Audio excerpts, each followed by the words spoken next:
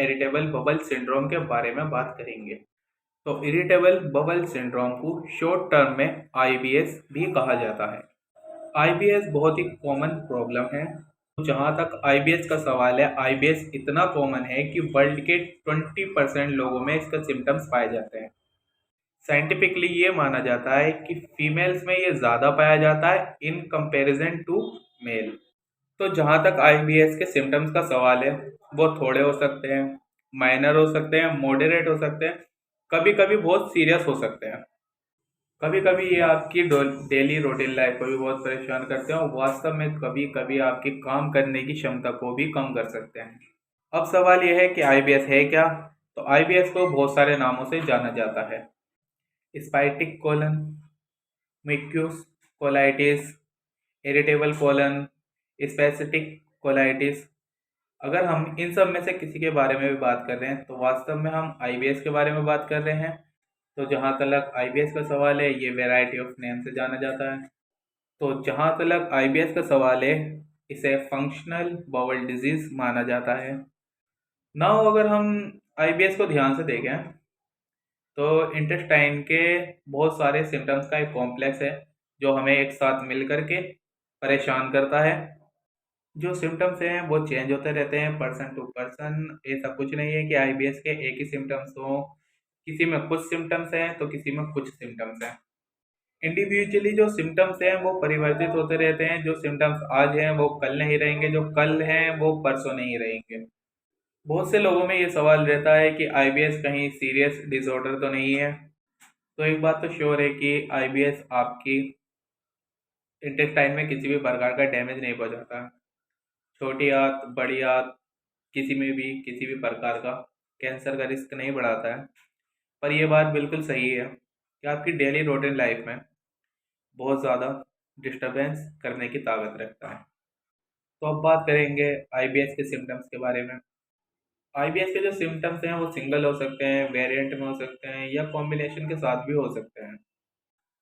पेट में मरोड़े हो सकते हैं, पेट में बहुत तेज दर्द हो सकता है, पेट में गैस फॉर्मेशन की फीलिंग होगी, पेट में डायरिया हो सकता है या पेट में अल्टरनेट डायरिया कॉन्स्टिपेशन की भी शिकायत हो सकती है। ये बात बिल्कुल सही है। इसमें ये फीलिंग होती है जैसे कि मेरा पेट फूल रहा है, मुझे गैस बन रही है या ब्लोटिंग की फीलिंग हो रही है। अगर किसी वजह से बवल मूवमेंट होता है या आप लैट्रिन चले जाते हैं तो आप महसूस करेंगे कि जो सिम्टम्स आप महसूस कर रहे थे वो बंद हो चुके हैं। अगर हम सिम्टम्स को ध्यान से देखें तो ऐसा कुछ नहीं है कि ये सिम्टम्स लगातार रहें। ये सिम्टम्स आते हैं चले जाते हैं, पर सिम्टम्स पलट करके ज़रूर आते हैं। ये बात बिल्कुल सही है कि आईबीएस परमानेंटली कभी ख़त्म नहीं होता है। आईबीएस के सिम्टम्स हमेशा बने रहते हैं।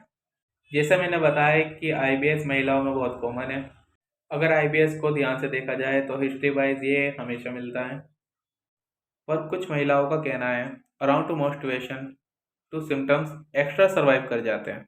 कुछ महिलाओं का कहना है कि पूरे महीने ठीक रहते हैं पर पीरियड के दौरान सिम्टम्स परेशान करते हैं।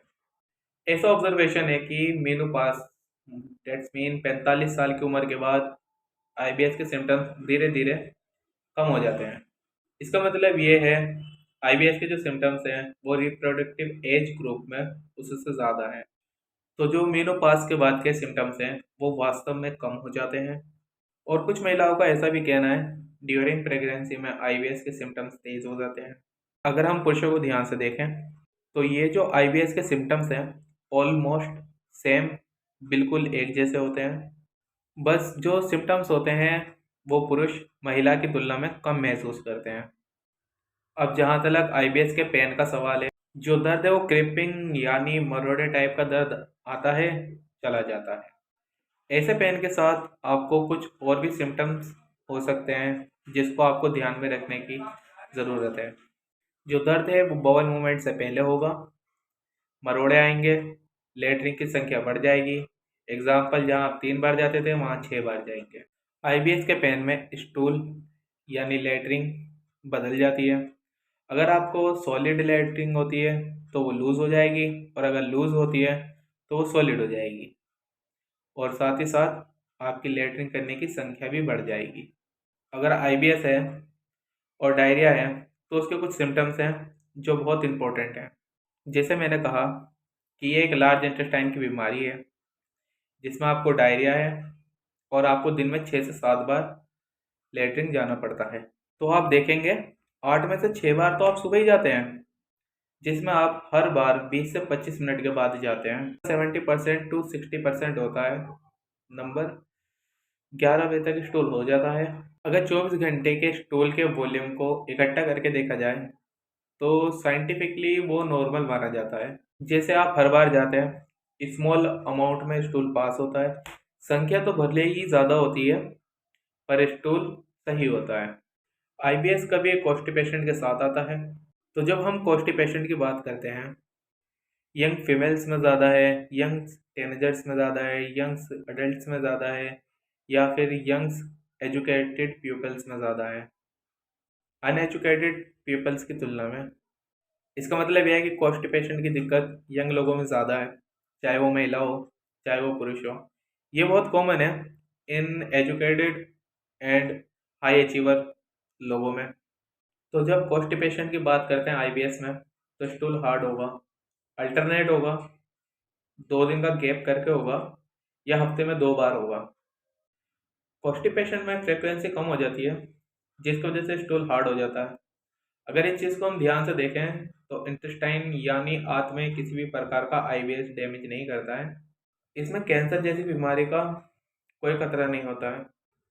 ये बात बिल्कुल सही है कि आईबीएस आपकी डेली रूटीन लाइफ को बहुत डिस्टर्ब कर सकता है, बहुत परेशान कर सकता है।